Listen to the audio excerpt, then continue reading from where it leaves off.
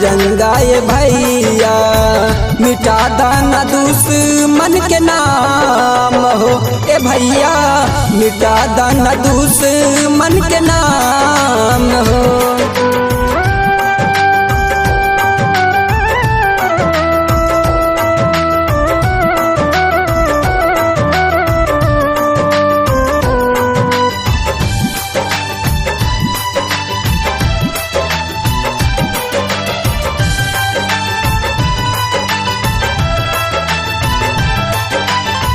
नेताजी सुभाष चंद्र भगत सिंह आजाद हो, देशवा पर जिंदगी आपन कैले बर्बाद हो।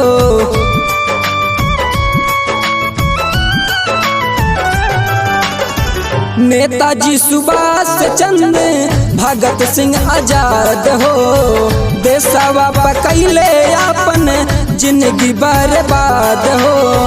वादा कैले देशवा से दुश्मन मिटाई, वादा कैले देशवा से दुश्मन मिटाई। लेके भारत माता के नाम है, हाथ में लेके तिरंगा ये भैया, हाथ में लेके तिरंगा ये भैया मिटा दाना दुश्मन के नाम हो। ए भैया मिटा दाना दुश्मन के नाम हो।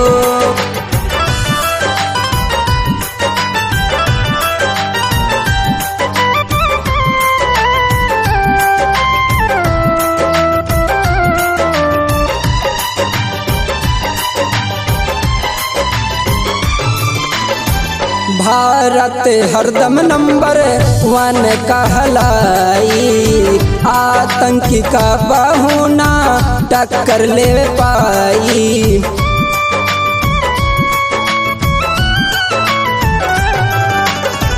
भारत हरदम नंबर 1 कहलाई, आतंकी का बहुना टक्कर ले पाई। झुक जाई हवा पर ए हो भैया, झुक जाई हवा पर ए हो भैया। दूसर देश चीन पाकिस्तान हो, हाथ में लेके तिरंगा ये भैया, हाथ में लेके तिरंगा ये भैया मिटा दाना दुश्मन के नाम हो। ए भैया मिटा दाना दुश्मन के नाम हो।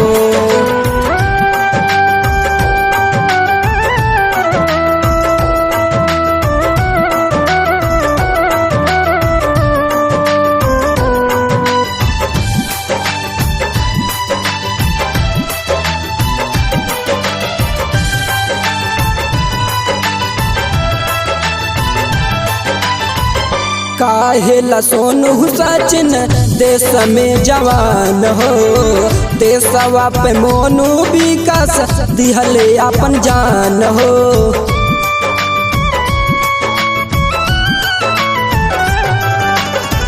काहेला सोनू सचिन देश में जवान हो, देशवा पे मोनू विकास दिहले अपन जान हो। गुलशन बेदर्दी काहे सुनाए भैया, गुलशन बेदर्दी काहे सुनाए भैया।